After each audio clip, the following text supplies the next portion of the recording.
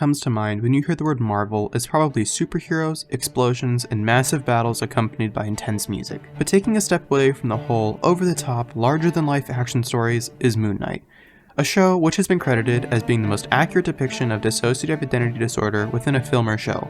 While yes, it does feature a main character who harnesses the power of an ancient Egyptian god, it has a rather interesting grounding in reality. A psychological disorder is the main plot point. While this is not the first time a Marvel hero has dealt with such a thing, such as in Iron Man 3 when Tony Stark suffered from panic attacks and anxiety, this is the first time it has explored one so deeply. Dissociative identity disorder, previously known as multiple personality disorder, is characterized by the feeling of having two or more people talking or living inside your head. Each identity may have unique characteristics such as an accent, personality, and even memories. This is shown in the show by Mark Spector and Stephen Grant. One body, two people. This is referred to as a system. We are first introduced to Stephen, a man who is constantly tired because he does everything he can to stay awake. When Stephen wakes up, he will occasionally appear in different places. Hours, sometimes days have passed. He is no longer in control over his own life. Events happen that he is entirely unaware of. This is best shown when he falls asleep in London or wakes up in the Alps. There's also a constant struggle between the two, as they fight for control over the body. When this happens, the one in charge blacks out, but only to reawaken later with no memory of what has just occurred. Not only do they fight for control, but they are also different in character and have contrasting personalities.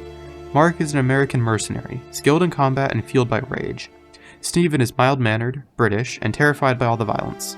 In addition to separate personalities, they do have separate memories. Stephen meets Mark's wife, who he has no recollection of whatsoever. Later on in the show, they explore Mark's memories. As it turns out, he is the original version of the body. Stephen was created after Mark was abused by his mother. As they explore more of their past, many things come to light as Stephen realizes much of his life is not real. Stephen exists to protect Mark from the abuse. He helps create a safe space in the mind to make the outside world feel more manageable. The entire ordeal is incredibly tragic, and also quite real.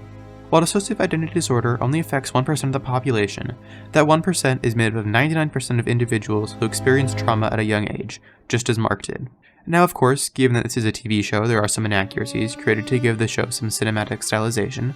The rapid switching between Mark and Stephen is not entirely accurate, as switching between alters lasts much longer. Mark and Stephen also have conversations with each other, sometimes from inside a mirror. While there are no reports of seeing another alter in a mirror, having conversations with an alter is possible, though uncommon. Additionally, the differences in alters are not as obvious in real life as it is in the show. Nevertheless, the show does a far better job at portraying the disorder than anything else so far. The important thing to remember is, those who suffer from this disorder are not monsters, as they are often depicted as in most media. They deserve compassion, not fear. I recommend you watch this show if you want a better understanding of the characters, and to head to places online like Mayo Clinic and WebMD to learn more about the actual disorder. Thank you for watching Corona, and we'll see you next time.